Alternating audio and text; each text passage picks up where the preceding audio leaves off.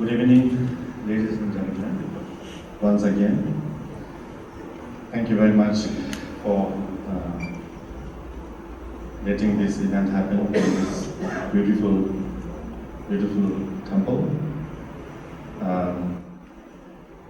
I think it's so beautiful that we have an ancient temple nearby, old style, and then the new building here.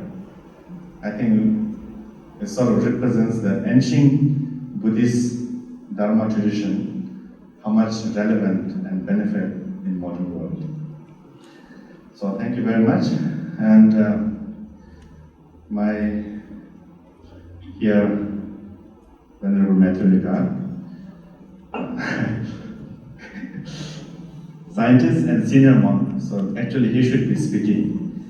But since I have some kind of name, so-called His Eminence or His Emptiness, I don't know exactly.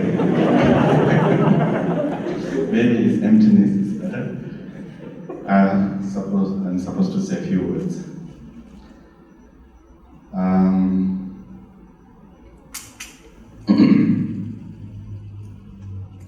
So I think that if you think why we need to develop altruistic mind or generate loving kindness to all sentient beings or increase our loving kindness and generate good heart, not only in the scriptures or the teaching of Buddha, but if you just look in our world, I think everything that brings us happiness or give us more comfort, it all depends or due to others. Take an example of the cup. This cup is done by so many people. What you call porcelain, the person who made the cup, the person who paint the cup. So many people involved in just making this cup possible so that I can drink the tea or hot water comfortably. So without others, all other sentient beings, imagine if we were born in this world, just oneself, no other sentient beings or human beings around. It will be so boring. What can we do? Maybe just stay in the cave. So if you really think, like the place, this beautiful temple, the lighting, the air conditioning, all these things done by so many people, due to so many people, so we can comfortably stay and have this Dharma conversation in this beautiful hall. So, example, if we label this cup, how many others and how many me? But I think that everything will be others involvement.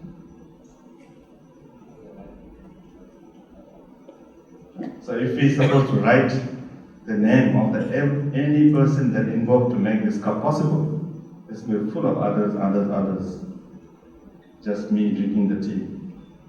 So there's more others. So if you think like that, it makes perfect sense that every comfort or happiness in our relative world of this life totally depends on others. And not only that, now if we want to achieve enlightenment Buddhahood, then without sentient beings, how can we generate loving kindness and compassion so that we'll be able to get enlightenment? So, for temporary comfort or happiness or ultimate happiness, it's all, I think, depends on other beings. So therefore, I think it really shows how important it is to cultivate loving kindness and generate good heart. So if I say a few words about generating good heart, we all have attitude, positive attitude and negative attitude, or something that we want to do, something good for others, or something not very good for others. So this attitude we all have. But now what we try to do is that by using different techniques and meditation, so that we will increase that positive mind, wanting to help others, generate loving kindness and bodhicitta. By doing so, not only oneself will have peace of mind, but ultimately that's the way to achieve enlightenment, Buddhahood, and for temporarily, even it will create much harmonious and better society. So therefore, it all depends on how to improve this positive mind. I think it all depends on our attitude.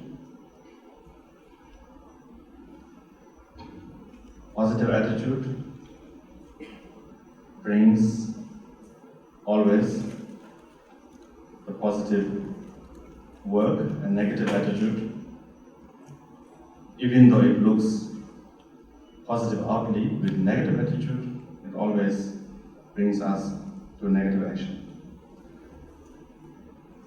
So, what makes us bring more negative attitude and less positive attitude towards others is mainly because of what we call ego clinging or self-cherishing. There's such thing called an I. And if we examine, even like if you look into details in the sutras and all that, there are so many detailed explanations. But even without going that depth into intellectual level, but just like so simple analyzation, we say, my clothes, I am not the clothes, I am the owner of my clothes. So me and the clothes is different. So you say, this is my clothes. So same thing with my body, we say, this is my body. We don't say, I, the body. So we sort of differentiate, the body is not me, but there is a kind of honor behind. Like you own the clothes, my clothes. So likewise, we say, my body. So normally what we think, this honor, my body, is our mind. But we don't say I the mind. We say my mind. So who is this mind outside of my mind? So we are not so clear who is this so-called I, my mind. Mind is not me. Like my body, body is not me. So even simple analyzation like that can give us or can make us think, is this I really that important? Is this I, is it really there? And if you look in our world, the I makes lots of problems. This is the creator of many of our problems. Can give a small example. If there's a beautiful porcelain, or Qing dynasty or Ming dynasty porcelain, beautifully decorated in its showcase in the shop. So you're just walking by, and the window cleaner pushes the vase and breaks. So you see this scenario, and you see, oh, what a pity. That's a very expensive, beautiful vase. But then, if that exactly same vase is given it to you, or you bought it, then you have already put the label I, mine, and the same scenario. Your maid or somebody cleaning the window, and then the porcelain falls down, and that's catastrophic, not just pity. So like that, in many cases, our problems in life, our problems, due to this very strong self-cherishing, ego-clinging. Of course, we can have, I want to be a better person, I want to practice the Dharma, I want to be a good. So that kind of just simple I, even though if you analyze it's not there, but that's okay. But when the I becomes more and more important, so then in order to benefit oneself, then we try, sort of slowly, many people do, take advantage of others, and then feel sort of jealous of others because of this I. So I think it's very important to think and contemplate, not just cherish I, but who is the I, and what is all this problem caused due to this self-cherishing and self-clinging. So Buddha's teaching, I think if you read all the Buddha's teaching, if you try to say in few words, I think it's nothing but training of the mind. So if we can bring the Buddha's teaching, no matter what tradition you follow, Theravada, Mahayana or Vajrayana, as long as it helps to train our mind and makes us a better person, then I think we are on the right track of following the path correctly. If our ego is increasing, our clinging, self-cherishing is increasing, then I think we are not practicing properly. We are not really in the right track or right path. So that's, I think, way to judge how we're doing, how we're progressing in the path. In our tradition, Vajrayana tradition, we have many Dharma brothers or sisters who do long-term retreat in Europe, in the East. I must say that my teacher, my grandfather, my teacher, has many good students, very serious and sincere, and long-time retreat. But I didn't see them flying or levitating. But I see they've changed. Much better person, open, much kinder. So I think that's a sign of long-term practice and practicing on the right track. So I think soon Matthieu will describe a little bit about the science research effect on the brain after meditation, long-term meditation, and all this. And some people say, why science? Science is Western thing. Meditation practice is our Eastern thing. So we should not mix. But lots of our Eastern background, Buddhists or whatever, we learn Western medicine, benefit lots of Eastern people. Likewise, if we have a knowledge, a wisdom, that can benefit many other Westerner or world, why not share it? And why not they can bring into this kind of science study and prove to the world. Like just now in the whole world, 45 minutes of exercise is very good for health. That is sort of universally accepted. It's nothing about religion. So if we can use this Buddhist technique, ancient Buddhist technique and tradition to develop our mind to become a better human being, and 20 minutes of meditation or 20 minutes of brain exercise is good for health, good for being a better human being. And that is very much possible, I think. So also in Buddhism, we can look at Buddha's teaching as in like a three parts. We can call it a Buddhist science, and Buddhist view, and Buddhist practice. So Buddha said, analyze my teaching, don't take it for granted. So Buddhist science, I think, the Buddha's teaching, like Four Noble Truths, it's like a Buddhist science. First it says suffering, what causes suffering. So this kind of thing is like a research, checking, investigating your mind. So then, after research, then you find a Buddhist view, which means by increasing positive mind, we can reduce our negative mind, which causes us suffering. So that is Buddhist view, based on Buddhist science, based on Buddhist research. This is Buddhist view. So how to implement that in our daily life? That maybe we can call a Buddhist practice. So by doing meditation, by cultivating positive mind or compassion.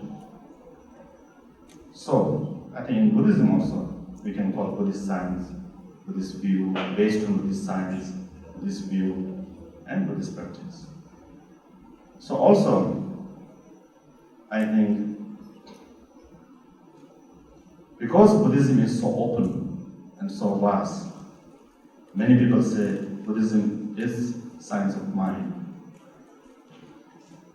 Therefore, like if Buddhism is very dogmatic or just faith, then I don't think it's possible to bring into the scientist's main research. Maybe it might help the individual, the scientists themselves, for their daily prayers, but to bring into the mainstream of research will be very difficult. So I think it also shows the openness of the Buddhism, that the scientists can actually go deeper into research and find the effect. Of course, we are not talking about, scientists are not measuring enlightenment, and we're not talking about past life. But by doing meditation, what kind of effect it comes to the brain, and how does it improve to become a better human being? So, I think, and that is, just now, Venerable Matthieu will go more deeper into it. So I will not take too much of your time, but just a few thoughts I thought to share with you. So I'll pass to Matthieu. Thank you.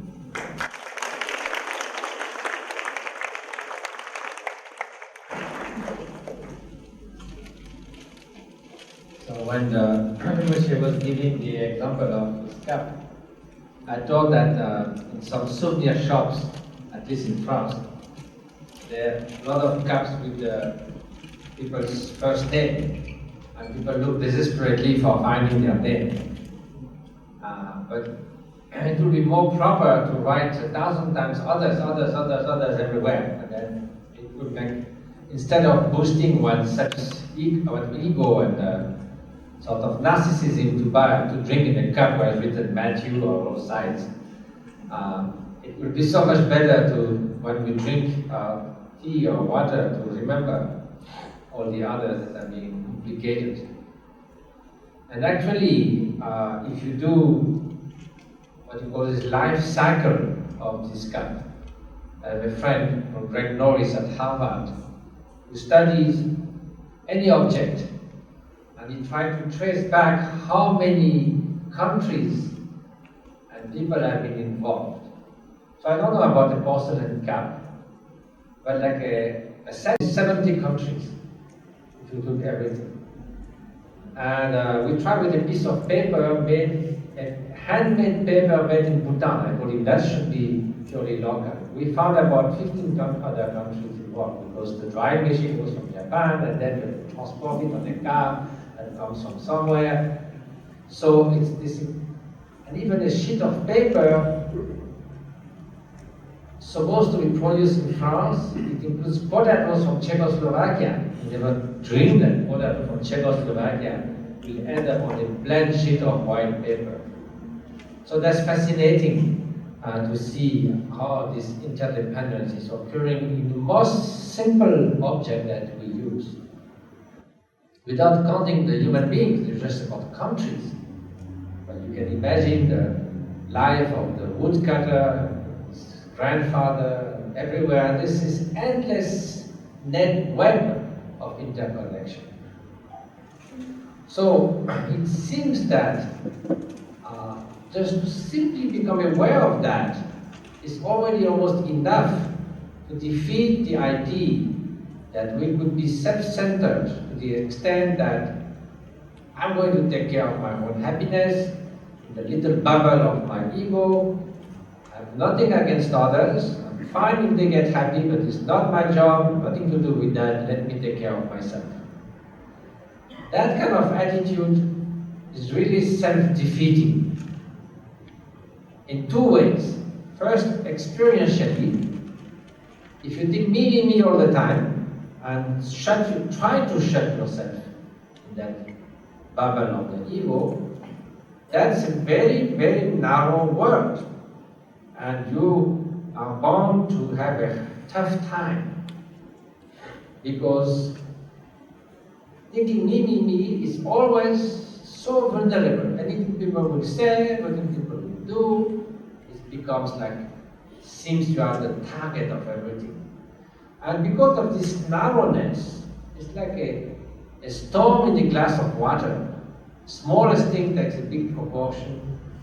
And sort of the thoughts, they are like hitting the walls of that bubble and hitting you back all the time. So it's kind of a nightmare that you're creating with yourself.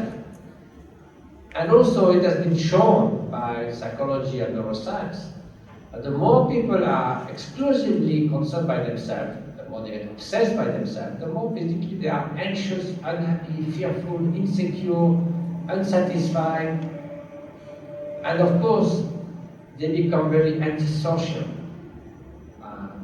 So in that sense, they live through a lot of negative affect. And obviously others will perceive them as a very grumpy, difficult person. So that's one thing. First, your experience will be unsatisfactory. And secondly, it is also something that is highly dysfunctional. This cannot work. Why it cannot work? Because it assumes what I said at the beginning, that I can consider myself as a separate entity. So this is completely at odds with reality. Reality is interdependent. And so therefore, if you behave as if you were a separate entity and others were all separate units, it simply won't work properly. Now, if you look at the opposite, which is loving kindness, compassion, consideration for others, care for others, first of all, it is the most positive of all positive mental states. Neuroscience has shown that among all the meditation, that one that triggers the highest activation in positive areas of the brain connected with positive emotion is loving kindness. So it is the most uplifting sort of state of mind that we can have. So it's very sort of satisfactory. And also, of course, if you are filled with benevolence and kindness, I mean, of course, others will perceive that. Even animals around you will like to be with you instead of running away the moment they see you. So that will be a mutual benefit. It's a win-win situation compared to the former one that was a lose-lose situation. Everybody is miserable at the end. So here you benefit yourself, you benefit others. It's a twofold benefit that often stressed in Buddhism. But not only that, this is going to work. This is going to be functional. Why? Because compassion and loving kindness, altruism in short, is based on the recognition that just like me, others want to be happy. Just like me, others wish to avoid suffering. So in a way, even though we may be very different in many aspects, sometimes we speak of common humanity, but we have this common basic aspiration not to suffer. And we should even share that with animals. They may not share our intelligence and capacities, but certainly one thing that most of them share is the wish not to suffer. So we find this common ground that is sort of uniting us. And so that we perceive better the interconnection. which is the actually reality as it is. So if we behave and think in that way, that is in harmony with the way things are, not just like before where we think we are separate entities.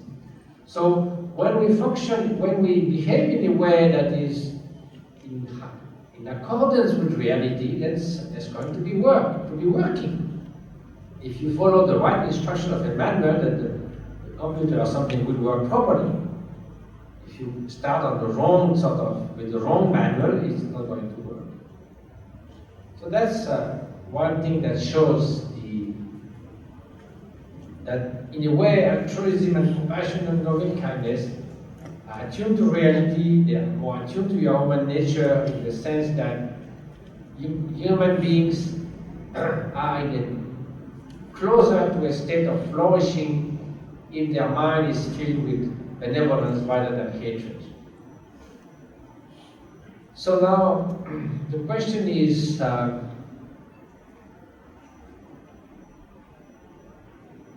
yes, it is the case, but we can see that the world is facing many problems.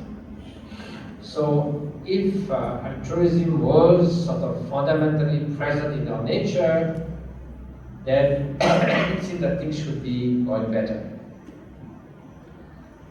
So first of all, if we need to recognize the need for altruism, that's sort of the idea that we want to speak about tonight. Why altruism rather than something else? As something that is truly necessary for our times.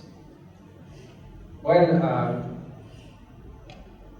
we are facing so many challenges, and most of these challenges can only be solved if we stress working together in cooperation and having a sort of positive and constructive attitude toward each other.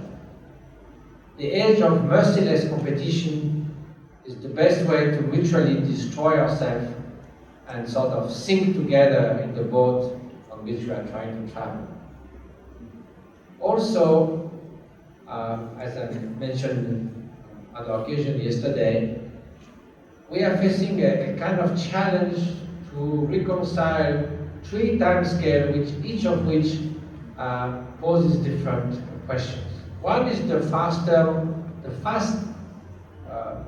short term of the economy, of the prosperity, of the material sort of aspect of our life, where things change fast, the economy changes fast, and we have to deal with that. It seems that it's the reality of life. But also, let's not forget that we have a life, we have a family, we have a career that we develop over many years, or some aspiration to fulfill in life, and those takes time, and we need to pursue those steps in life in a state where we feel comfortable, that we are not always under some kind of duress or kind of feeling hardship and feeling the pressure and feeling stress and not being held by others and so forth. So we need to take in consideration the quality of life, what Buddha has called gross national happiness, or just the level of well-being that is prevalent in our life. And then we also need to take in consideration the longer term of what's happening to our environment, our planet. It's not just like a sort of lofty sort of ideal for people who are disconnected with reality. This is like when we are in some place, it is the condition in which we are going to leave this place for those who come tomorrow. I mean, look at this beautiful temple. If we had a big picnic and throw everything all over the place and say, it doesn't matter, tomorrow is tomorrow, I'm not concerned with that. I'm only thinking of today, and cleaning is I don't like that, so I don't care. So, on a little bit longer scale, that's what we're doing in a way. So, how we can try to think in the same line, those three time scales, like a seamless sort of concept that will reunite them. Because on the one hand, you have economists that deal with the few years to come, you have sociologists and town planners and philosophers that discuss how to live a good life, fulfilled life, and then you have climate specialists and geologists and ocean specialists who are warning us that we are heading to some kind of catastrophe, possibly, but all who are not connected with some kind of similar idea. So it seems that a very simple concept would make all these disciplines work together very well. And that concept is precisely altruism in the sense of having a earnest consideration for the well-being of others. So that, if we do that, then in the immediate sort of moment of the economy, we will not sort of misbehave with the resources that we are dealing with on behalf of others, like reckless investments just for the sake of achieving a big bonus, putting at risk the savings of elderly people and poor people who have trusted us. If we have more consideration for others, we'll make sure that the quality of life at the workplace, in the city, family situation, at the school, transport, every aspect of life takes in consideration the general well-being on the longer span, like at least that of a generation and the lifespan. And then if you have consideration for others, you will not jeopardize the planet that we are going to live there. So it seems that we need to boost that notion of benevolence, having more consideration for others, not as some kind of luxury or utopia, but as a basic necessity for our times. Now the challenge is, how can we bring about first more altruistic individuals and then a more altruistic culture or society. So for that, in the modern world, of course, the part of Buddhism is completely inspired by the notion, whether we look at the Theravada teaching, the notion of metta and four boundless is also greatly amplified and stressed upon in the great vehicle. We say that compassion and loving kindness is the root of the path. It is the driving force that allows the bodhisattva to cross the different bhumis up to enlightenment. And likewise, the Vajrayana will always stress the importance of uniting wisdom and compassion as the two birds of a wing, or the two wings of a bird, sorry. That's a new animal. So, there's a dyslexic bird. So then, but in our modern world, surprisingly, when we look at it, we find that there are many people doubting the very existence of altruism. I was myself very surprised when I started researching on that subject. Especially since the 17th century, a lot of thinkers, I'm not going to do an academic lecture today, but I've said that basically we are selfish animals. And all we do, whether it looks altruistic, is somehow deep behind entirely for promoting our own self-interest. There are many citations I could give you, but one is quite interesting from a modern sort of socio-evolutionist that said, scratch an altruist and the selfish will bleed. That means at the surface it looks altruistic, but if you scratch a lot, the blood that will come is the blood of a selfish person. That means deep within we have that. So if we want to promote altruism in society, in the schools, it has to exist. If it's just an illusion and we're all selfish, there's no point trying to teach our kids altruism, because if we all entirely wired with selfishness, it's not going to work. It's like to try to wash a piece of charcoal to make it like gold. Even with 200 years, it's never going to shine like gold. So that is very important in this Western world, especially where a lot of thinkers and major ones from the 17th century philosophers like Hobbes and Nietzsche and recently Freud, who said that we are all entirely selfish and centered upon ourselves. There's no slightest speck of altruism in human beings. So if we want to promote it, first we have to prove it exists. And for a Buddhist, it seems like trying to, how do you say, I don't know the English expression for that. In French we say like to try to break an open door. The door is already open, but you come with a fireman and you charge to the door, but the door is open. So it's so obvious that you don't need to demonstrate. But in this world, it seems that we need to demonstrate that genuine altruism exists. That's a very sad situation, but it's like that. And actually, most of 20th century psychology was dominated by the idea that selfishness rules human beings. And economy, absolutely. As major economists have said, there is no room for altruism in the economic system. If you do it, just up to you, but forget it about altruism system. Economics is ruled by self-interest. So now economists are changing, but it was the rule. So now, how to prove that? So first of all, we have to agree that there are sort of behavior that do look altruistic but which are not, because that is true. Sometimes people behave out of self-interest. They pretend to be altruistic but it's to gain your favors, or because they expect a bigger reward than the little bit they did for being looking altruistic. Or they might do it just because it perfects their pride. Or because they fear that someone will blame them. If you don't help someone, you will worry that the blame will be so available that you prefer to help someone than to be blamed. Or even your own sense of guilt. Or it will be so painful if I don't give a penny to that beggar, I will think of that for 3 days, so I better give a penny and don't think about it.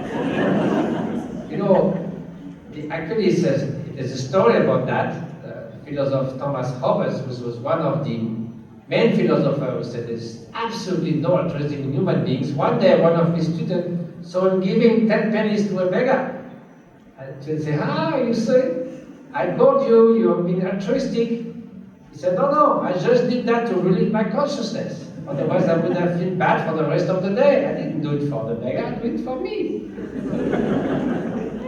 So, then, if you say, here's someone who did a wonderful act of generosity, anonymously, no one knows about it, and no one will ever know about it, so no one will sort of praise that person, he doesn't expect some kind of gratitude, he doesn't expect any reward, and you say, isn't that altruistic? And those psychologists say, no. Ask the person, he will say, I felt so good after that. So you just did that because you feel good. So that's not altruistic. Maybe that this one glow of having done something good. I'm such a great guy, I did this good thing. Even though I know I feel good. So, how we can refute that? Well, there's a story happened a few years ago. In the subway in New York, there was a person who had an epileptic fit. So he just fell on the platform, and so there was a black African American with his 2 daughters, and he held that person, he opened his mouth and held him. Then that person got up, but he was still sort of dizzy, so he fell on the track. And then the train was coming, the subway. So that African American, very fast, could see that there was about this much space between the coach, the train, and the ground. And the guy was sitting groggy, so he would have been killed. There was no time for him to stop. So he thought, if I jump and sort of make him lie down, we probably can make it. So he jumped. And they both lie down, and so close that there was some grease on his back. So, would you say that this guy thought, wow, after I finish that, I'll feel so good? Very unlikely, isn't it? But that's not finished. Psychologists come and say, hey, listen to his interview. After that, he said, oh, no, I had no choice. It was obvious. I jumped. They say, he has no choice, so he's like an automat. He didn't think, so if he didn't think, he's not altruistic. It would just work like automatic reflex. But that's silly, because you see, I discussed that with one of the main psychologists who defends altruism, Daniel Batson. He said, of course there is a decision, but there's a split-second decision. And that decision is so fast. Why? Because for someone who's inside has this frame of mind to be altruistic, it doesn't take 25 hours to think about what he should do. It's so obvious. If you see your child falling in the water, you're not going to think, should I do it or not? You just jump. It doesn't mean that you act like a robot. It means that it's so obvious that the decision goes like this. So it's not that you were out of control of your mind, but simply that your altruism has expressed itself very fast. Otherwise, they should all have jumped. There were 100 people, but they didn't. That means one was really altruistic and ready to do so, and the other one not. But then there are many other strong arguments about genuine altruism, and that's come from many of the stories of rescuers during the persecutions. There have been documented about hundreds of stories, especially the people who during the Second World War and the Nazi persecution rescued Jewish families, and also like Gitanos who were about to be sent to the extermination camp. So these people, they were from different origin, different religion, different ethnic, and it was certainly a great danger for themselves and for their family to do that, because if any time the Nazi would know, they send the whole family who tried to rescue together to the concentration camp. So it was huge danger. And not only for a few moments, like jumping in icy water to save someone, but for months they were hiding them in the attics, in the underground. They had to hide it because their neighbors sometimes would know and denounce them to the SS. And they were certainly not expecting any reward. Those people were just at the end of the rope. And they're not even expecting any praise. Many of them didn't say anything afterwards. They immigrated to the United States or something. They never told even their children sometimes that they took so much risk to save someone. So this looks like the perfect example. On top of that, the psychologists in 30 years would try to do many skillful experiments in the lab. Let's put people in a situation and say, for instance, they offer occasion to help someone or to have an easy escape, not to do so.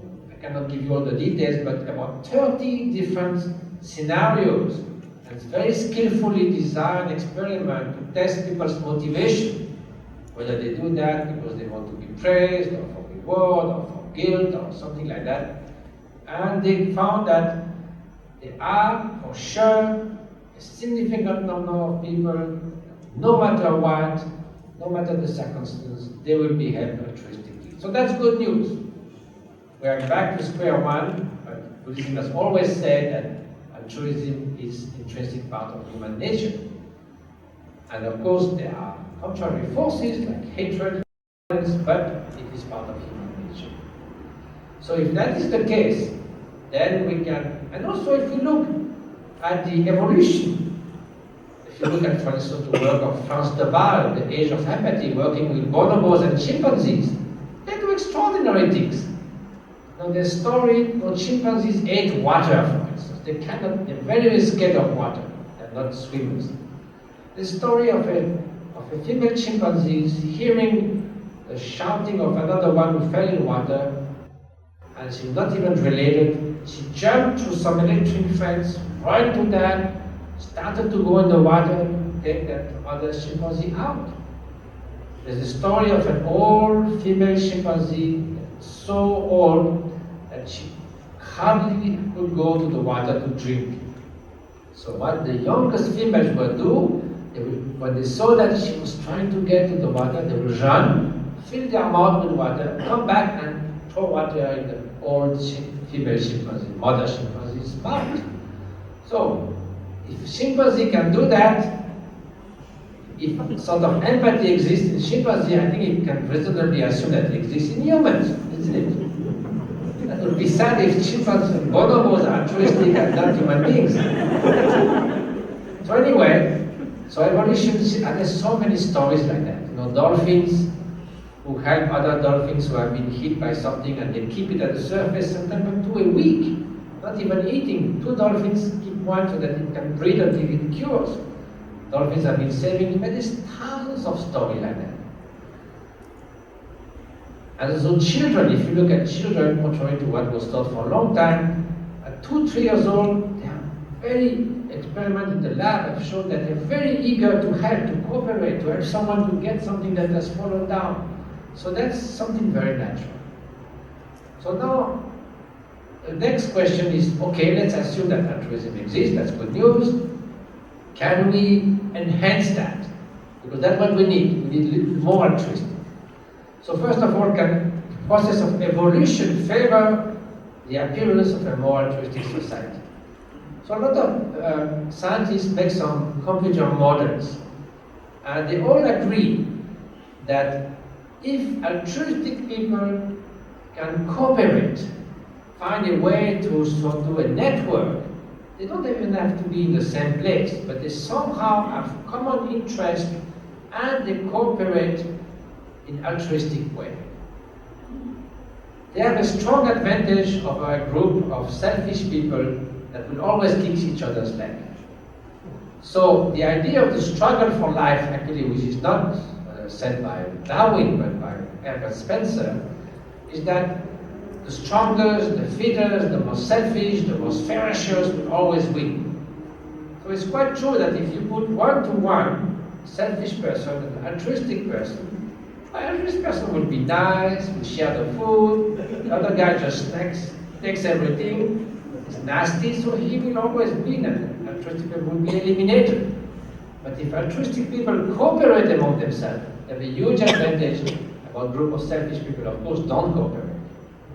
So evolution said yes, altruism could grow in society. Now, we need 2 things. We need the possibility of individual change. We need to be able to enhance altruism in ourselves. And then we need to promote or do so that there's a change of culture, that culture itself becomes more cooperative, less competitive, more altruistic, less individualistic. So now, are those 2 things possible? So as far as the individual is concerned, not everyone is convinced. I discussed with a well-known French philosopher, and he says, your idea, Matthieu, of meditating on altruism, that will never work. He says, we are the same people like the Greek 2,000 years ago. The greatest Greek philosopher, Aristotle, was completely in favor of slavery, even though he was a great philosopher. Now, if I say I'm against slavery, everybody says, so what? It's natural. Nobody is forced in favor of slavery. The institutions have changed, the culture have changed. I'm not better than Aristotle. It's not the human being that has changed, only the institution and culture and society. But what I think this philosopher was saying without knowing is that our genes are same, basically, than 2,000 years ago. That's true. But the culture and what we do with our genes makes us different certainly. We are different. Why? Because from the early age, we learn that we respect human rights, we learn, we are taught that slavery is an abomination, and that's, neuroscientists will tell you that this kind of attitude is going to shape your brain in a different way. And epigenetician will tell you this is going to make some of the gene express in different ways. So you are, in fact, a different person. By the way you have been shaped by your education, by your youth, by the culture around, so there is possible change. So now, on the individual level, can we really cultivate altruism if we need a more altruistic society? So now, that's where I think the contemplative science of Buddhism has a lot to offer, because those techniques of developing altruism has been refined over 2,500 years. And this afternoon, Rinpoche told us about the basics of cultivating loving kindness, passion, rejoicing, impartiality, how to have what we call bodhicitta, that is the aspiration that we may achieve wisdom and enlightenment, so that we become capable of helping sentient beings. So one of the major meditation techniques are about enhancing compassion, enhancing loving kindness. And not only that, but imbuing it with wisdom, with recognizing the nature of reality, it is devoid of self, it is devoid of permanence, and so forth. But that's what the Buddhist science and contemplative science says. But is that corroborated with what the scientists say? Because if we want to progress in society nowadays, I think unless science sort of at least goes in the same direction, it will be very difficult to convince educators or deciders that will change society. So by stroke of good luck, the Buddhist contemplative, under the inspiration of the Dalai Lama, have always been keen to collaborate with scientists, because he's always himself is very interested in science. So 25 years ago, this kind of collaboration became sort of formalized in a kind of institute, the Mind and Life Institute. And since then, the regular meetings, and about 15 years ago, the research in psychology and neuroscience on how to train the mind in different skills has been now vastly developed. And among all the different types of meditation, on focused attention, or like mindfulness, the one that somehow has received most attention is precisely compassion. Why? Because very soon it was found that it is the kind of meditation that triggers fastest change in the brain, both in intensity when the meditator begins to meditate on compassion, and over the long term, the change of structure in the brain is greatly changed when people engage in loving kindness meditation. So that's one part, and the second part is which I will show you a few results about that. And the second part is how can we change cultures? So fortunately, if we have the same genes as Aristotle, it's not a problem. And genes take a very long time to change in the whole population. To get an altruistic gene might take 50,000 years, much too late for what we need. But culture changed much faster. They have also a similar evolution, almost Darwinian evolution. But culture is cumulative. Humans transmit culture from one generation to the other, teach to them, and they can be inspired by many factors. So just to give you an example how culture have changed. The attitude towards war, for instance, has dramatically changed since the First World War. First World War, until then, war was praised as a very great patriotic act of heroism, and it was a noble purpose to go to war. And even philosophers were saying war is the way that nations are formed, that civilizations have been shaped. It's a great mover in human history, and it's thanks to war that many progress have been done. So now, it's obviously, except a few sort of people who are missing some part of the brain, nobody war is seen as an abomination, as nothing heroic and noble, as something that is absolutely terrible, that will anything else, please find another solution. And there's millions of people that will demonstrate against war when it's about to start, and even it's still happening, as I will show later. It has been declining, not only the image of war, but the numbers of war and casualty, contrary to what the media says, it's been declining fast. So there's a big change in our attitude. So likewise, change to our attitude toward women, change attitude toward other races and so forth, has dramatically changed throughout the 20th century. So it's not inconceivable that if a certain number of individuals become more altruistic, and there's a critical mass of those individuals, that the whole thing sort of become more tilted toward cooperation. So that's our hope. Of course, there are adverse forces like narcissism, individualism, many causes of violence, and people who want to promote selfishness. There are cultural trends in that direction, but there's also a way to compromise. So briefly, I will show you first maybe we can dim the light a little bit and then show the laptop on the screen. I will show a few things about the research and then a few other considerations briefly. So, I hope not too many of you were there last night. Civilization of repetition. That's what my father used to say.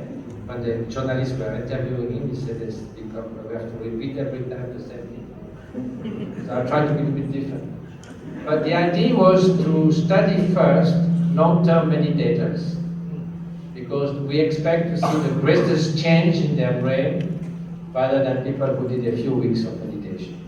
And if we don't find anything in those people, then it's a waste of time to look for changing people who did 5 weeks. So then most of those meditators came from wonderful places like this. Go down, try to put a few new photos for those who were there yesterday. That's taken from my hermitage through the window. I'm supposed to be in retreat, but I take photos. But they didn't see me, so it's okay. And this is a beautiful lake in Tibet.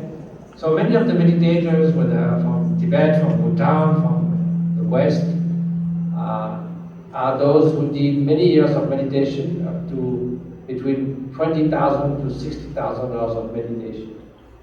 Oops. Well, that's what I want to show first. But yes.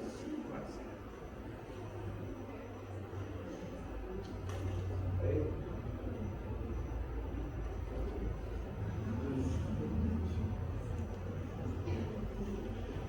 Alright, so then there were also disciples of those great masters like Rinpoche, and others. And so here they are, first in Madison, Wisconsin, but then we work in Princeton, in Berkeley, now in Leipzig at the Max Planck Institute, on studying various aspects of meditation. Some were more focused on attention, some on compassion, some on empathy, and now there is a flurry of studies in many major labs, like Richard Davidson, who works who's the head of this lab where Chogyal went, and many of us, myself in the first place, and Rinpoche as well. He has been presenting his work on the effect of meditation on the brain in front of the Nobel Committee in Oslo. He was asked, or Stockholm, whatever it is, because they were so interested in his work. For example, Rinpoche here, very blissful countenance. And Ming Rinpoche about to get into MRI machine. So there are many techniques to study the brain. You saw the electroencephalogram that measure very fast changes. The magnetic resonance that is much more precise in terms of location, in 3 dimensions in the brain. There are also other apparatus like Ming and others that can measure different functions of the brain. And altogether, it needs to repeat many, many times. I don't know, I must have spent 150 hours in MRI machine. So, because we need to do 50 times, again and again, the same meditation to accumulate all the data, and then we have to have 15 to 20 participants each time to get solid results. So, one of the results is really the most interesting one, more often obtained when we engage in compassion meditation, unconditional compassion. Filling your mind with unconditional love for all sentient beings, trying to sustain that state of mind. If it declines, to revive it. If you are distracted, to come back to it, and just let your full mental landscape be filled with loving kindness and compassion. If meditators do that, and if you compare them with novice people who just done a few weeks of, in that case about 5 days of meditation, in the resting state where they're not supposed to do anything, nothing happens, in the meditation state nothing happens, nothing ever happens in their brain. So of course if they think of something else, something will happen, but not with compassion. So now, the meditators, if they rest, if you ask them to rest, they rest very nicely. Just their brain is at rest, so why not? Now, if they engage in compassion meditation, and then there's a very high peak in the gamma frequencies, sometimes up to 800%. Gamma frequencies are characteristic of a state of synchrony between many areas of the brain, which is a very, kind of symptomatic of a higher function of the brain like compassion. So, and also in the prefrontal cortex, which is known to be associated with positive emotion, in the insula, which is connected with empathy. So in many areas of the brain connected with positive emotion. When people engage in compassion, there are other areas of the brain, like the amygdala, that is connected with fear, with anger, that is highly deactivated. There's an area that is about judgment. This is good, this is bad. That's also deactivated when people engage in compassion. So it really fits well with the Buddhist model of selflessness, of fearlessness, of the opposite of anger. There's even an area of the brain that is activated in compassion that's called the premotor area. And the scientists were puzzled why the area of action is getting ready. And our interpretation is if you have filled with compassion, even you don't jump to do something, you are absolutely in a state of readiness to help others. So that's quite interesting. Now if you look at the brain imaging in terms of MRI, you see here the rest, the A is the meditators at rest, and when they engage in meditation, a lot of area lit up, very, very active. Now those novices, nothing happened at rest, and again nothing happened in meditation. It cannot be clearer. There is something different in the meditators. They achieve a skill, they are capable of something, they can do that. You know, the time is very short. 30 seconds of rest, and you have to get to the state in 10 seconds. Because then the full state lasts only 45 seconds, and they have to measure something. So first they ask us, it takes you half an hour to warm up, like people warm up for a tennis match or something. And we said, no, I think we can do it quite quickly. So finally it turns out that within 10 seconds we reach about the maximum level, and we have to sustain it. So that's interesting, because it shows that someone was trained and the brain is ready to act at the maximum level almost right away. That's why people jump on the other way, because they don't have to think too long. Subway. And then if you measure the ratio between the activity between the left and the right prefrontal cortex, this is an indicator of positive and negative moods, and negative effects and negative emotion. People who are extreme active on the right side, they're usually quite depressed, introvert, a lot of psychological problems. They report that they are sad, they are anxious, and so forth. People on the other extreme, they always report they are quite easygoing, full of joy, no matter what happens, they're still optimistic and open to others, ready to relate to others, so it seems like a very positive state of mind. Now if you measure some of the meditators, and the funny is trying to stop my laser beam here, but let's do it here, then they are completely outside the curve. There are three standard divisions, that's a lot. Just outside the normal distribution of 150 people. So they didn't test 7 billion human beings, but that result led some journalists to say, hey, here's the happiest people in the world, ha ha ha. Of course, no scientific ground. 150 people, how can you say anything else? But that's still what journalists like to write about. But now, again, we went to the other extreme. We saw that 5 days doesn't make much difference, but what about 2 weeks? Maybe we'll see a difference.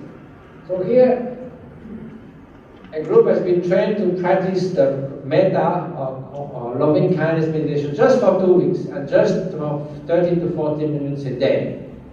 And then they have been tested for pro-social behavior, actual behavior, how much they help others, how much they do some tests, and how much they are ready to help. They do sometimes some economic games, all kinds of things, and measure their tendency to be helpful.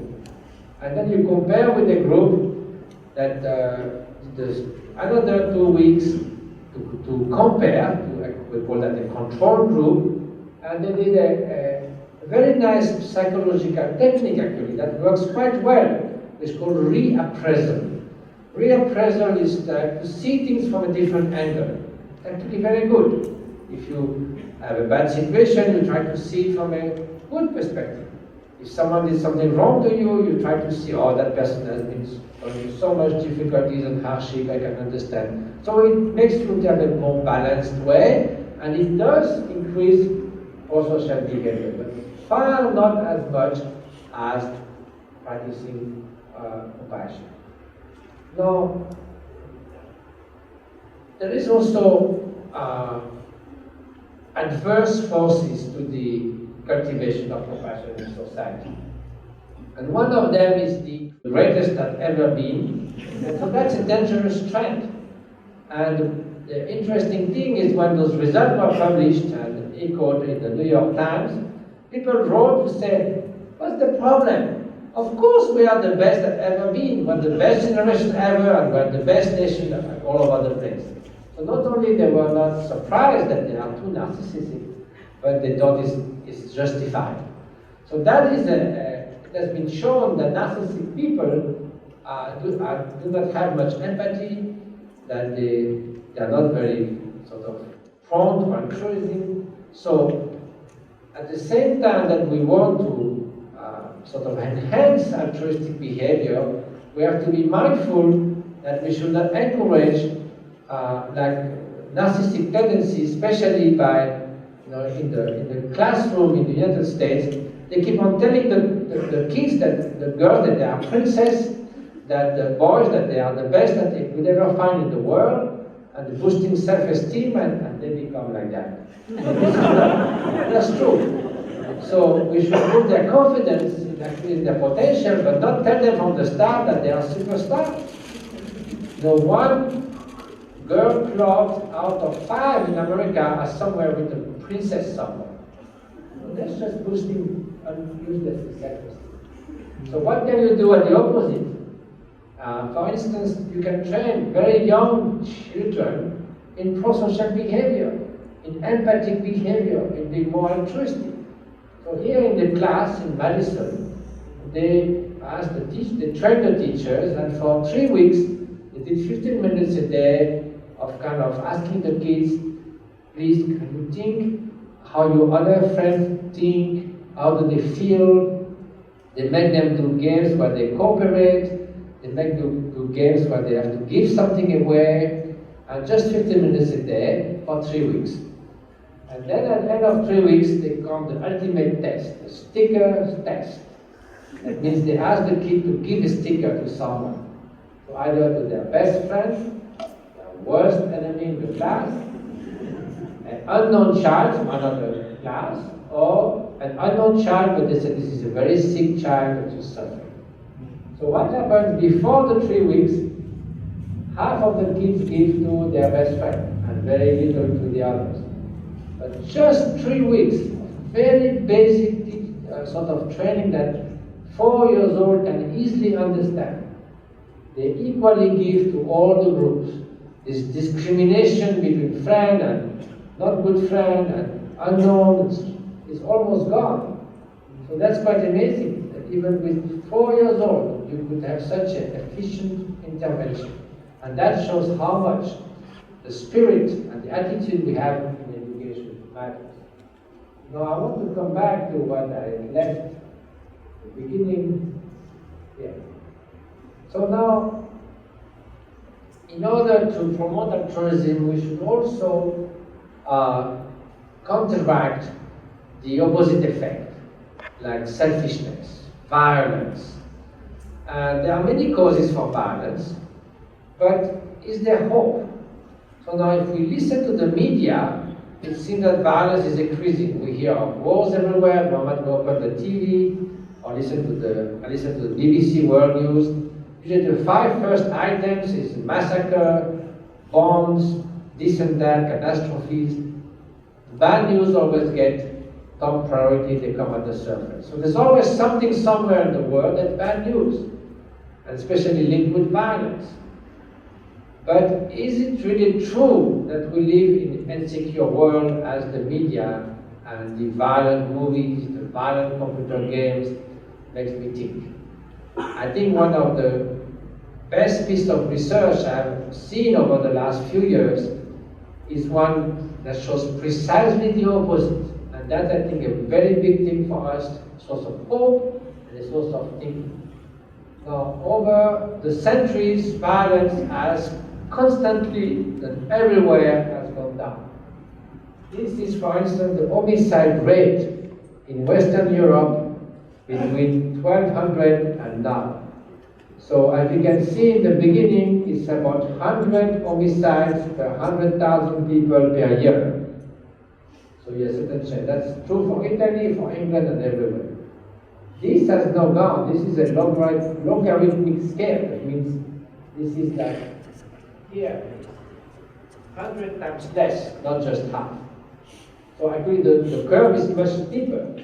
So now throughout Europe, the chance to be killed every year is 0.5 or 100,000 per year. So it's between 50 to 100 times less than 3 centuries ago. So when people claim, oh, they will never live such insecure, the neighborhoods are so dangerous, and this and that, it's absolutely not true. It's never been so safe. Now, any form of violence that you may look, violence against women, racist crimes, homophobic crimes, everything has been going down and down. You know, like for instance, maltreatment of children. It still happens, of course. Sorry. But there's been steadily going down. This was studied in the United States. Of physical abuse and sexual abuse has been gone, as you can see, almost cut by 3 times between 1990 and 2010. So the culture are definitely changing. There was a teacher in Germany in 18th century that was a maniac, I think, of corporal punishment. He counted that he gave 25,000 hits to his student over his career.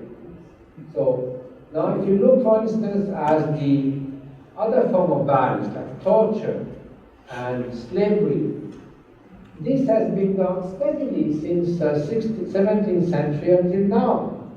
It has officially, all the nations, even though it sort of still exists in a covert way, but at least torture has been outlawed and slavery has been outlawed by all nations now.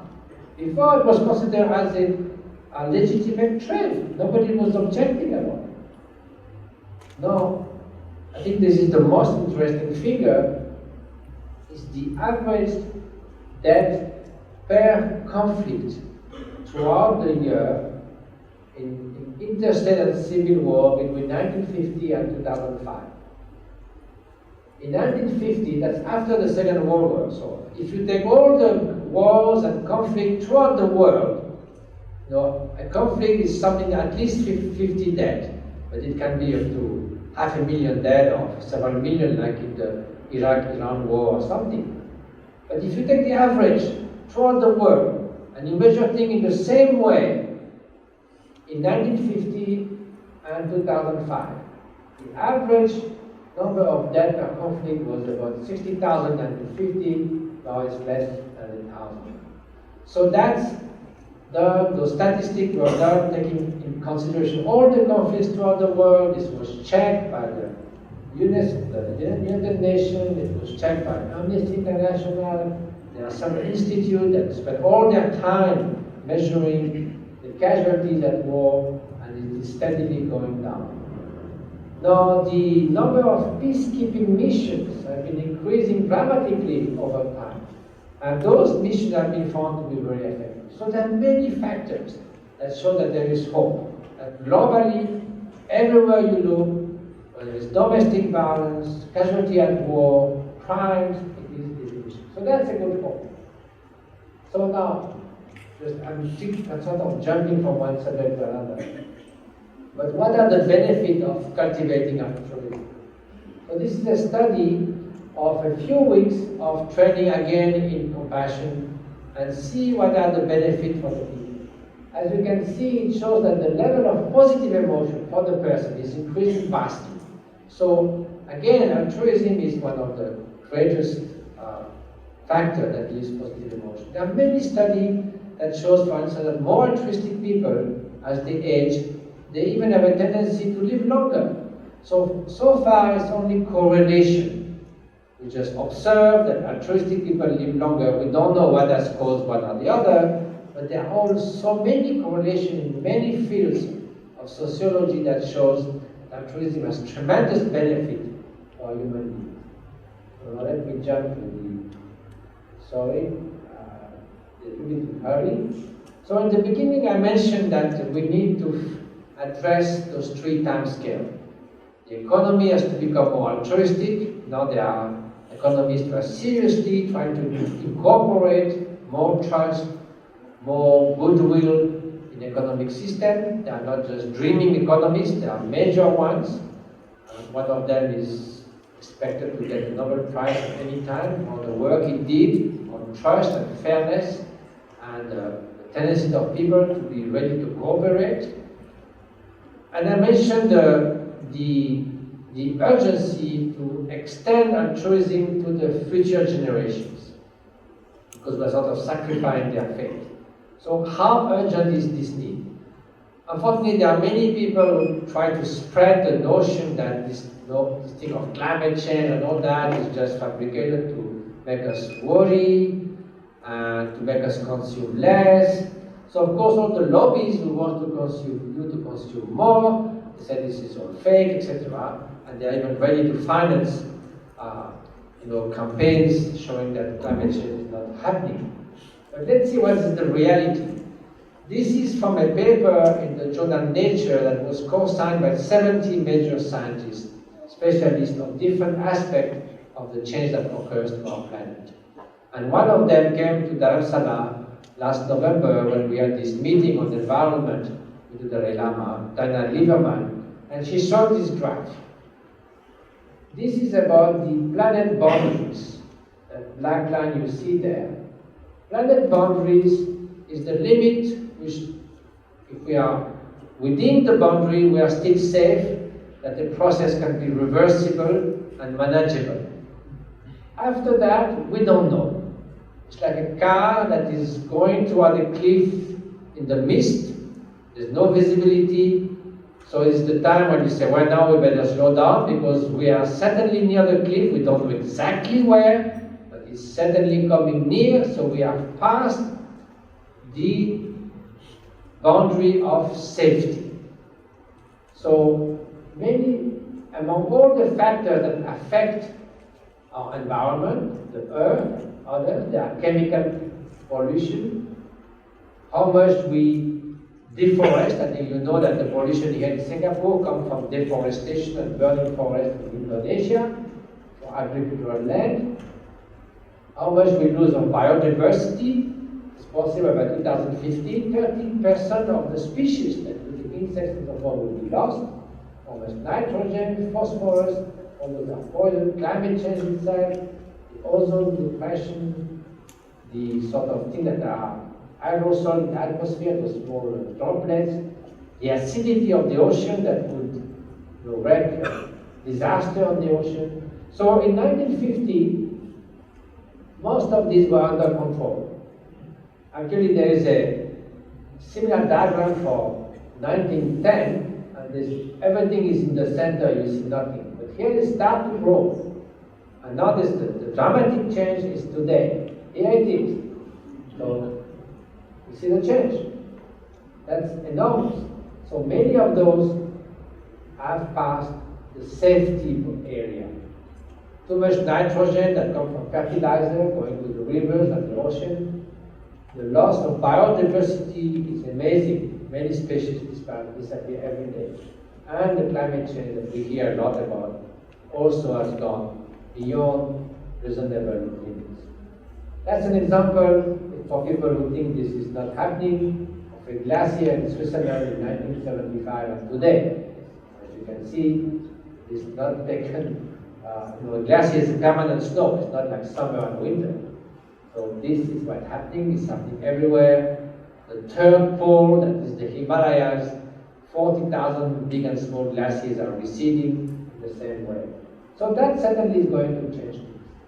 And then the industrial farming, billions of animals which are raised not in the fields but in sort of factories, and all the pollution from that is the second main factor for climate change because of the methane that comes out of those emissions from the cattle. And also it is at the cost of the poor population of Earth, because in the areas where they could eat 10 kilos of protein vegetable, mostly the rich countries are eating meat, and with 10 kilos of very much edible vegetable protein, you can only make 1 kilo of meat. This is a very bad outcome. Therefore, the 700 million tons of soya and corn that is not used for human consumption but only to raise livestock, that means pigs and chickens and cows that are made for the slaughter, you could feed 1.4 billion people. So just the UN Commission for Climate Change recommended that the quickest and the best way to address not only climate change but poverty and the food crisis would be to simply reduce meat. Doesn't mean to stop eating meat, but to reduce significantly, because compared to 100 years ago, an average American eats 40 times more meat than 100 years ago. So that's my personal preferred quote. Lord Bernard Shaw said, "Animal is my friend and not my friend." So this is a very brief overview of how we could change as individuals. Number one, our culture could change and how that is possible. Of course, I've thrown a little bit in disorder, a lot of data and arguments. We could dialogue together for a week on this subject. This is a wonderful and important subject for our times, and I hope that some good publication will come about this. But just as a few ideas for food for thought, vegetarian food for thoughts. And then I also want to conclude by saying that this visit of Rabjam Rinpoche and ourselves dedicated to finding help to rebuild the Shechen monastery in Tibet. It was destroyed during the Cultural Revolution. It was hastily rebuilt in the 80s, but not well, so it's crumbling again.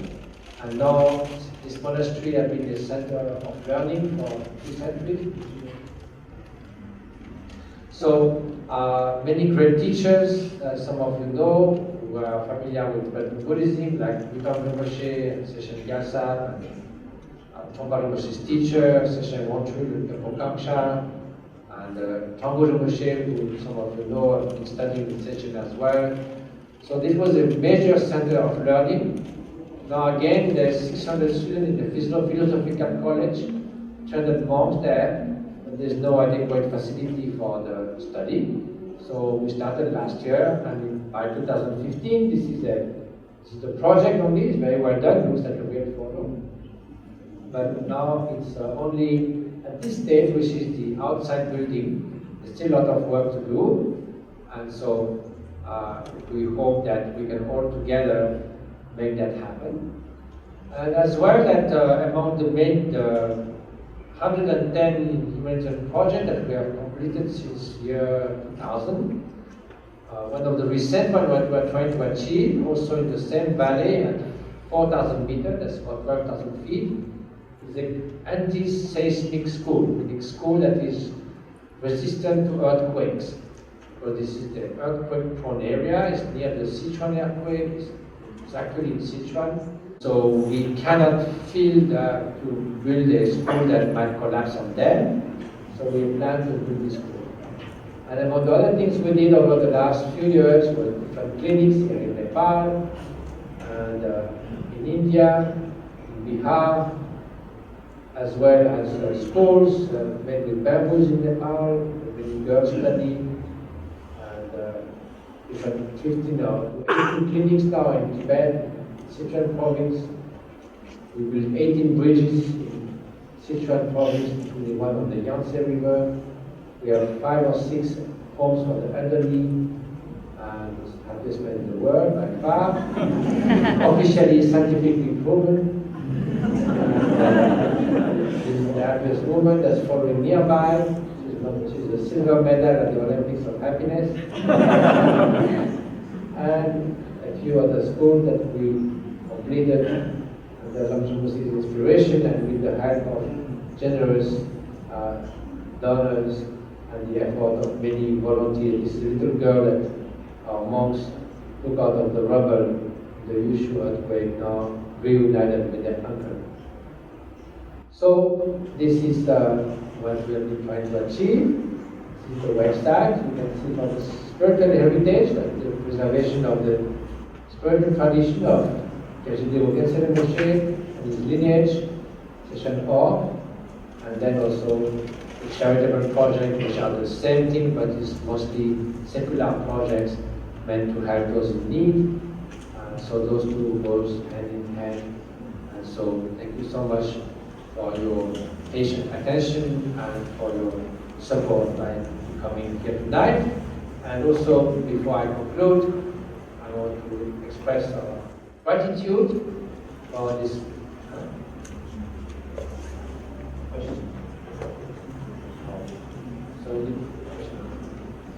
So we'll do question answer, but since my brain is no more qualified to go in MRI machine, I'm like, okay. So I want to thank, on behalf of Rinpoche and all of us, first of all, this wonderful place where we have been received, and Yam Chua, who was the generous benefactor, Brother Lo, who did these wonderful few speeches and hosted us in such a kind way, as well as many wonderful, yes, very good speech, wonderful people who made this visit possible, and really worked hard with a great, typical Singapore precision and exactness and efficiency to make it a great, not only a success, but a great pleasure. So I'm going to make you laugh by trying to read properly those wonderful names. So, Wang Qinghui, I'm trying to speak it the Tibetan way. And I was told that NG is pronounced Hun, Wang Qinghui, and Ko Jingling, and Lin Xiaowing, and Hong Benhui. This is a tough one, the NG. And Norman Yu, and Rene Tan, and Yap Qinghui, which I've been corresponding so many times and with so patient. And all the drivers, the people who offer the food and lunches, and organize the talks, and the photographers, and breakfast team, and all others. Thank you from our heart, and thank you for all of you, for your generosity and kindness. And that's we are starting to be.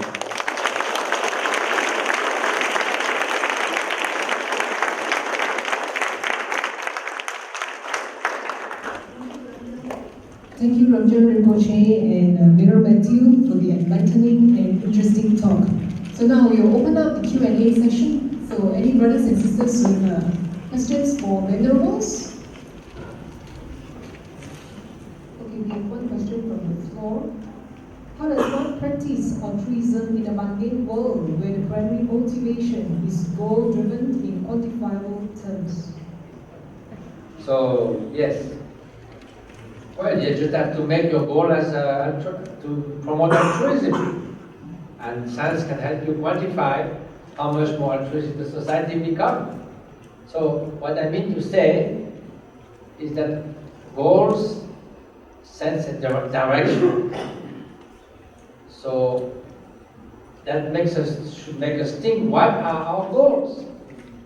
And one of the best things I can give as an example is Mohammed Yunus. I met him a few times, and in Davos Economic Forum, where certainly the goals and motivation and quantifiable terms is to make as much money as possible, he said, well, if profit is the only goal of your life, you are completely taking out the human dimension and nobody's going to be happy, very much enjoying what they're doing. And then he proposed the model of social entrepreneurship. And he said, well, why don't we do a Wall Street of social entrepreneurship? It's not a competition with the normal sort of enterprise. Simply, at the end of the year, when we look at the balance sheet, we don't look at how many billions has been made. We look at how many women jobs has been created, how many people, children of poor families have been put in schools, how many women got adult education in the evening. That should be the balance sheet. And he said it can be run as a business that is sustainable and can be quoted in the stock market. And it's up to you to choose to get those shares. So the goal here is to use the economic system in a sustainable way, that continuous profit so that it keeps the ball rolling from one year to the other, but that the ultimate goal is to promote social welfare. So when Yunus makes yogurt full with vitamins for the kids, or brings drinkable water that is sold by the 20 liters jerry can in Bangladesh, there is a marginal profit that makes so that you don't start with $200,000 and as soon as you finish you stop. It is profitable so that you can do one time and multiply by 100,000 times and have 100,000 places with clean water people pay for, but very small price, but still make a profit so that the things can continue. But I mean to say that when you say motivation is goal-driven, you have to really clearly identify the right goal and not just be simply doubling and tripling your wealth. And yesterday I showed the Easterling paradox, that is, you can, after you go over poverty line, if you triple, quadruple your fortune, it's great, but it doesn't make you happy. So think of your goals, and then you can quantify them, you can pursue them, that's fine. Okay, the next question. Is there any positive correlation proof of Dharma frequency to intellectual improvement? In intelligence? Yes. I don't think so. Well, first those things are just being explored. But intelligence, it's nice to be intelligent, but I think it's better to be compassionate. Now, because intelligence is this double-edged sword. Of course, it's better to be intelligent, smart than completely dumb. But you know what intelligence can do when it's used for the wrong purpose. So all tools can be used to build or to destroy. And Honest Dalai Lama said, intelligence without human values, we have seen what it did in 9/11. Those people were extremely smart. To do all that with a few razor blades, that needs intelligence, but for such a destructive purpose. But this compassion, there's no side effects. It's good for everything.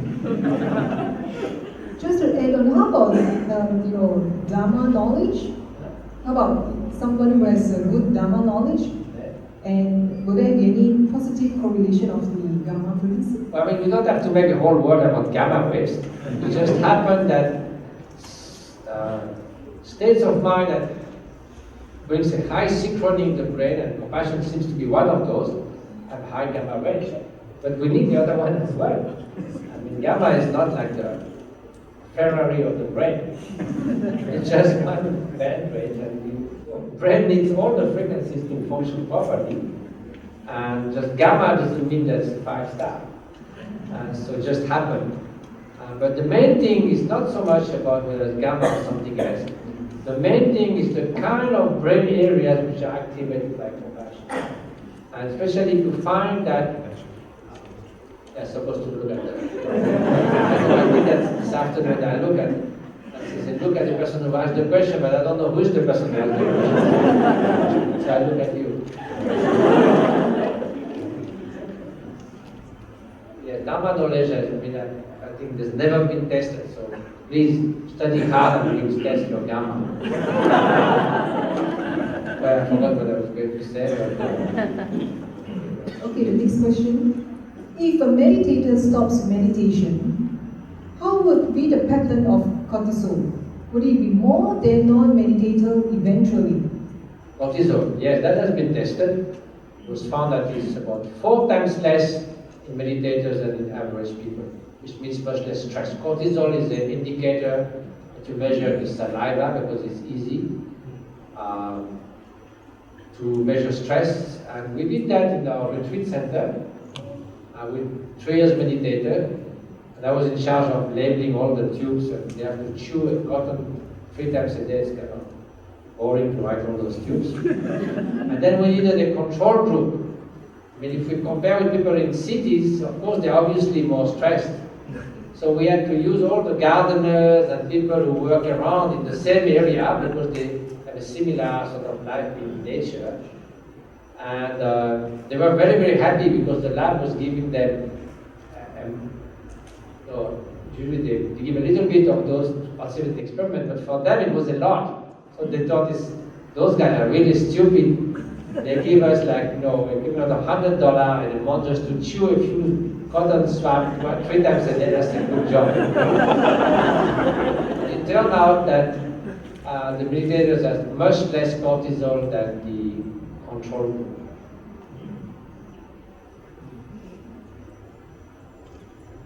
Okay, the next question. How to encourage people in power, especially in politics and business, to make critical decisions based on altruism by breaking the boundary of representing countries' interests and economic interests? But that's a big question. So I think in general, before the country's interest, I'm too big talker, I guess. So there's 2 different questions. First, the politicians. I think that when the culture changed, politicians change also, because we will not elect someone who just wants to go to war every other year, because we don't like war anymore. But in the Middle Age, in Europe, there used to be 5. In the 14th century, there was 5,000 separate small entities in Europe. Dukes and princes and counts and this and that. And so their main job was to work with each other. That was their main activity.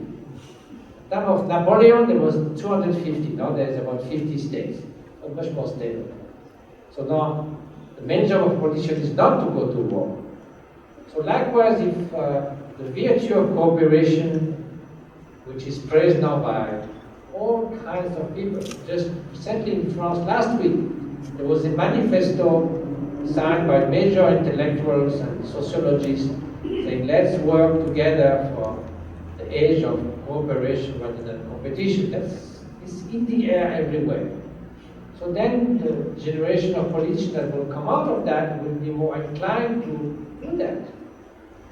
Such as, for example, caring for well-being, the second midterm.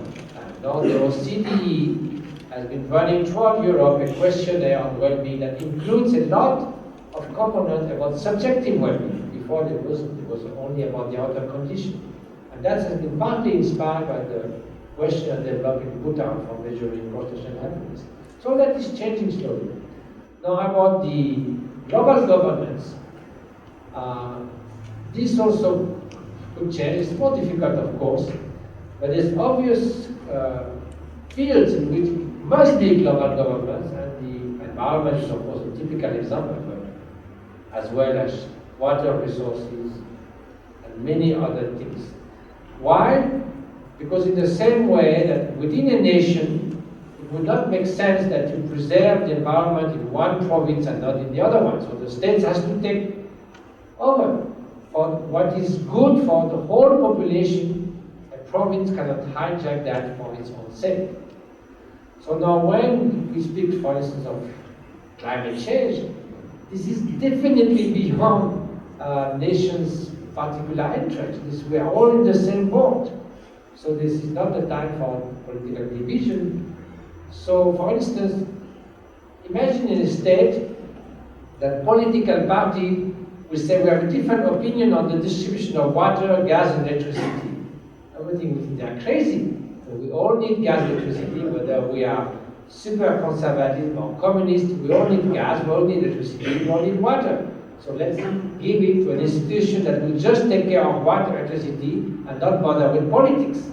So likewise, global issues that affect the whole world should be given to the specialist who knows how to deal with ecology and not to the politician. But that's very hard because we have to cross so many barriers. And there's still to come, but the need is there, the process is not in place. Good evening. I read Tan Chin Ming's book, Search Inside Yourself. That's how I knew about Venerable Matthieu Ming, the Googler, the engineer from Google. Oh, Ming, yes. Ming, yeah. So that's how I knew about Venerable Matthieu. So just now you mentioned about 3 types of meditation: focused attention, mindfulness, and compassion. Yes. And you mentioned that compassion meditation had the biggest change on the human brain. So as an absolute beginner, I've never done any kind of meditation, except maybe when I'm on the toilet. Maybe that doesn't count. So should I jump straight to compassion? Is it like an advanced thing, or should I just start from something? And if so, how do I do it in Singapore? Because I'm totally an absolute beginner. That's my question. Thank you. Sorry, Rinpoche, one thing again to reply. This afternoon, Rinpoche, I'm going to be the voice of Rinpoche. What he said this afternoon is, yes, compassion is really at the heart of many meditation, one of the most powerful. But as a foundation, you need to develop a more stable and clear mind. Otherwise, whatever meditation you do, including compassion, if your mind is scattered and distracted all the time, you are not going to develop. You are going to be distracted. So that's why the foundation of all meditation techniques is first to set the right motivation, a bit less preoccupation with these affairs of these mundane affairs, gain and loss, and so forth. To be aware of the precious opportunity we have to be alive as a human being with all our faculties, to appreciate that time is short, as not only the Buddhists but even the Greek, not the Greek, Roman philosopher Seneca said, it's not that we don't have much time, we waste a lot of it, but actually we don't have that much time, life is quite short and it's any moment.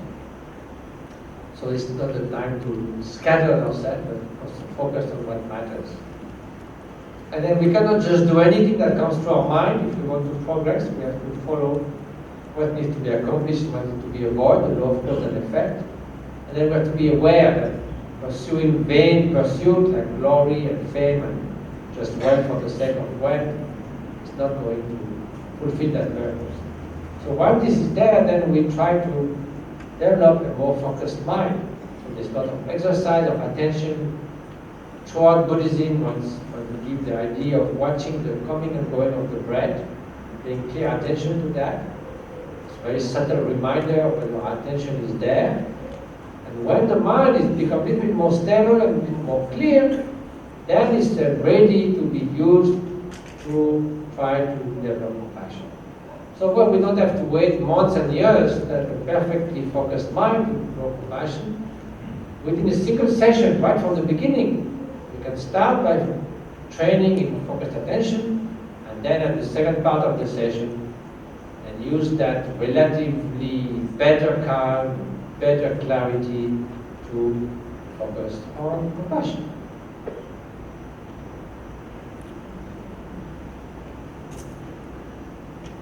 Okay, due to the constraint of time, that will be the last question. So once again, thank you, Rabjam Rinpoche, Venerable Matthieu, Venerables, brothers and sisters, for your participation this evening.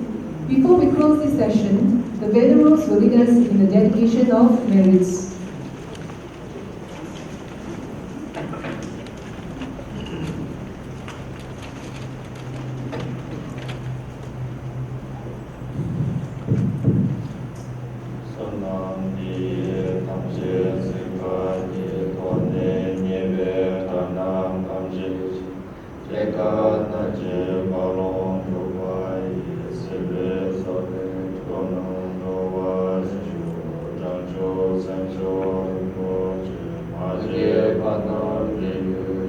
Jevan